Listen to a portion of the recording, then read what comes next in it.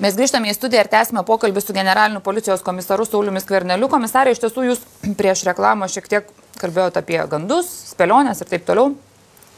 Visgi, kaip jūs galite paaiškinti tai, ką ir patvirtino imuniteto tarnyba, kad Algirdas Matonis savo pasiaiškinimą imuniteto valdybai teigia buvęs priverstas neblaivus sėstis prie automobilio vairo, nes sužinojo svarbios informacijos, kurią turėjo nedelsdamas pranešti?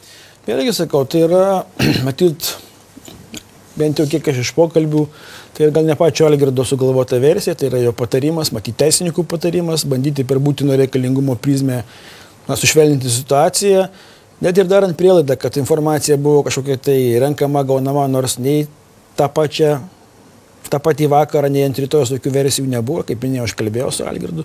Tai tokia versija netgi esant vis tiek šiandien yra įvairios alternatyvos, tikrai, kurios neverčia, būdant neblaiviam, važiuoti ir kažkokią informaciją vežti. Jo labiau, kad šiandien, bent jau aš tai neturiu tokios informacijos, kurie būtų parvežęs ir būtų tikrai grėsę valstybei, saugumui, teritoriniam vientisumui ir panašiai. Tai nebuvo ten informacijos pateiktos apie neramumus Klaipėdos krašte? Negaliu sakyti detalizuoti tos informacijos, kuri vėliau yra suforminta ir kaip suforminta, nes tai, kaip jau minėjau, yra iš tam tikro šaltinio gauta, Algirdo Matonio šaltinio, bet tikrai tai nebuvo tas atvejis. Net jeigu darant prielaidą, kad ir būtų tokios grėsmės, tai iš tikrųjų privalėjo ir būtų matyti informavęs, kad reikia skubiai tą informaciją pateikti tam, kam reikia pateikti. Ir kaip minėjau, būtų suteiktos visos galimybės greitai, saugiai ir operatyviai atsidurti toje Lietuvos vietoje, kurioje turėtų būti. Bet ar jūsų žiniomis tokia informacija apskritai buvo?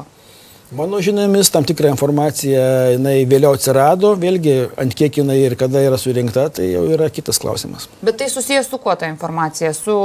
Apie tai, kas viešai buvo pateikta, ar su kažkokiu nusikaltimu, ar šiaip dar su kažkokiu... Vėlgi tai yra susiję informacija su tam tikrais ketinimais, galbūt tam tikrais veiksmais, galbūt ateityje daryti nusikalstamas veikas.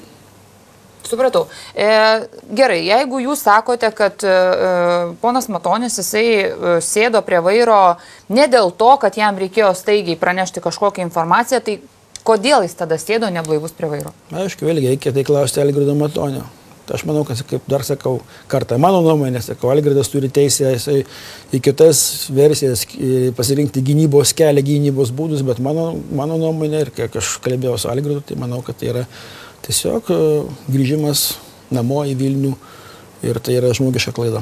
Tai jūs sakote, kad jūs kalbėjote, tai jūs tiksliai žinote, kad taip ir buvo? Aš dabar galiu pasakyti tai, ką mes kalbame, tai yra mano nuomonė, mano susidaręs vaizdas ir įspūdis, aišku, geriausiai tai atsakytų Algirdas, kadangi turinį pokalbio tikrai atskleisti galima tada, kada yra du žmonės ir dviejų žmonių susitikimai.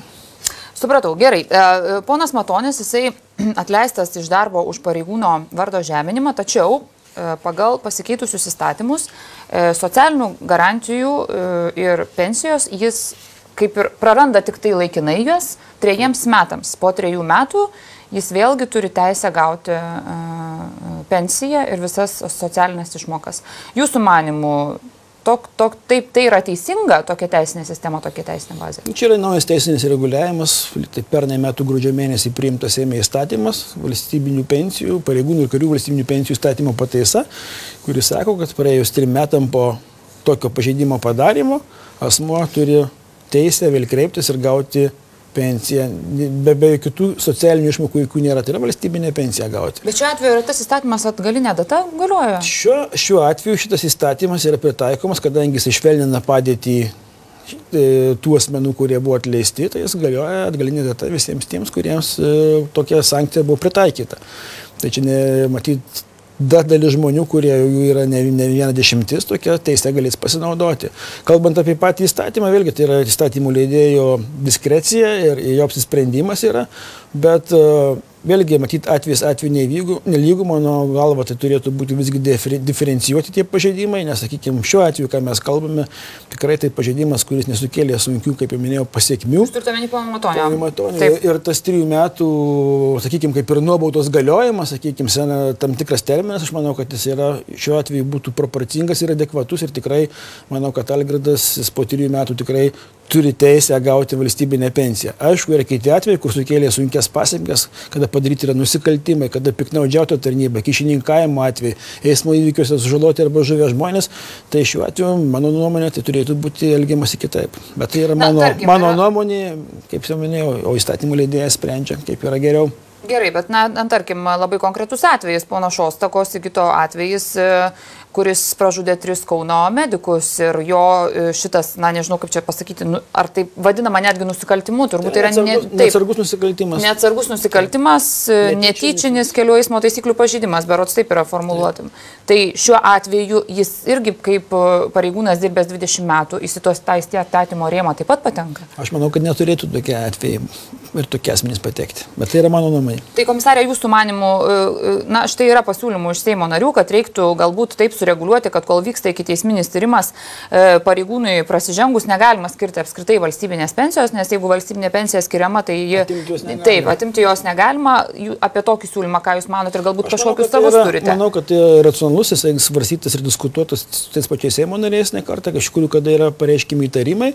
Žmogus, jeigu yra teisme, yra išteisinamas, jam turi būti kompensuota nuo tos dienos, kada jis galėjo gauti valstybinę pensiją.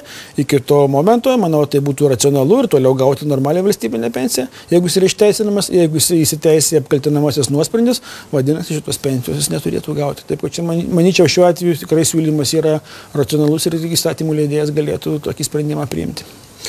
Jeigu kalbėti apskritai apie tą situaciją, kada pareigūnai sėda neblaivus už vairo, tai iš tiesų kokia yra ta statistika? Ar dažnai tenka policijai savo kolegas bausti? Mes, sakykime, sužinom jau apie tokias istorijas, kurios jau arba labai skaudžios būna, arba labai tokios rezonansinės, kaip pono Matonio atveju.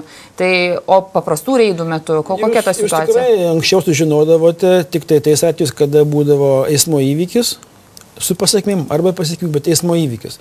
Tai dabar reikia pabelsti, aišku, tokių eismo įvykių yra gerokai mažiau, tokių pasakmių nėra, bet vėlgi tai nuo to niekas neapsaugotas, dėl to, kad pareigūnai iš tikrųjų yra daugeliu atveju, iš tų, sakykime, paminėtų 24, kurie buvo atleisti už analogišką pažeidimą. 24 buvo atleisti dėl vairavimo neblaivio.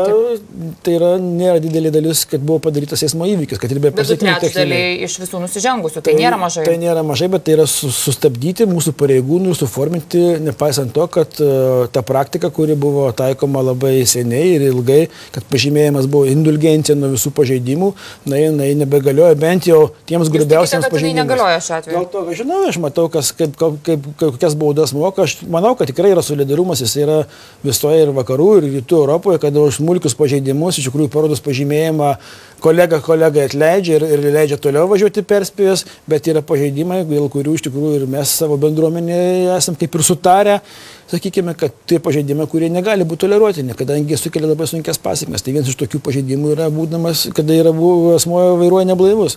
Mes mokam baudas ir už greičio viršymą, ir už ženklus, už parkavimą, taip kad visi prato. Visuomenėje tai yra vieša paslaptis, kad pareigūnai sėdasi. Galbūt išgėrė šiek tiek daugiau, negu galima. Aš manau, kad tikrai tokių, jeigu lygintume, kas buvo prieš 10-15 metų, kai tai buvo įprasta praktika, nes tikrai žinoja, kad tavęs, jeigu sustabdys, tai pažymėjimą parodžius tikrai būsi paleistas, tai dabar yra situacija visiškai kitokia ir pareigūnai mūsų taip pat rizikuoja, jeigu taip daro, ir rizikuoja, jeigu paleidžia, nes tai pasiekmės būtų ir tam, kuris vairavo, kuris paleido, būtų analogiškos, plus, kai mes ir turime, Vilkis sako, įsiauginome ant savo galvos pilietinę visuomenę. Bet yra žmonės tikrai stebi, kurie pranešinėja ir praneša pakankamai daug, ir mes tokių atvejų tikrai daug turime, kur pagal pranešimus yra sustabdomas ir alternatyvos jokios nėra. Žmogus net ir laukia ir stebi, kaip pasibaigs ta situacija ir galiausiai po to pasiteirauti gali, kaip pasibaigė. Ar Algirdo Matonio atveju jūs galėjote pasielgti kitaip? Galėjau aš pasielgti kitaip, bet po to tikrai, ką jūs ir pirmoji daly pakviesti, aš turėjau tik tai vienintelę galimybę pasitraukti iš pareigų. Pats padėti pareiškimą ir neatleisti. Vienareikšmiškai, nes pasakyti policininkui, kad paleiskite, tai, manau, kad jūs tą pačią akimirką būtumėte sužinoję apie mano tokį neteisėtą pavedimą iš mūsų pačių pareigūnų ir prieš to žmonės irgi kaip jiems reikia žiūrėti ir tiems 24, kurie iki to buvo atleisti už tokį patį pažeidimą. Taip, kad šitoje situacijoje mano pasirinkimas buvo tik tai toks, arba vienoks, arba kitoks. Kadangi jūs bendraujate su buvusiu kolega, gal žinote, ką jisai ketina veikti? Aš tikrai Algirdo niekada nelaikysiu buvusią kolegą, jis yra kolega ir bus kolega. Ir manau, kad Algirdas tikrai nedirbs niekada kitoje barikadų pusėje. Ir dirbs valstybei ir tikrai, žinau, gal dar šiandien anksti kalbėti, nes tikrai besvarstėm variantus, kad nebūtų visiškai paliktas be pragyvenimo šaltinių, ar buvo siūlymai susijęs su jo veikla, jau būnant, aišku, nebe pareigūnų, tikrai patirties perdavimas ir mūsų kriminalinės policijos žvalgams, nes tokia galimybė ir toks pasiūlymas buvo, bet Algirdui tikrai manau, kad pavyks artimiausiu laiku įsidarbinti labai solidžioj įmonėje ir tikrai tęsti tuos gerus darbus ir pritaikyti savo žinias, talkinant ir mums, ir tą įmonį. Ta įmonė valstybinė ar privati? Aš tikrai dabar negaliu sakyti, nes tai yra, manau, kad Algirdas vis tiek vengęs ilgai žurnalistų, kažkada tai vis tiek turės pasakyti, išsakyti savo mintis, mąstymus ir geriausias yra atsakymas iš jo pačių lūpų. Supratau, ačiū Jums labai, komisarė, kad atvykote į laidą. Ačiū. Kita laida Lietuva tiesiogiai rytoj, tuo pačiu metu. Iki ir gero vakaro.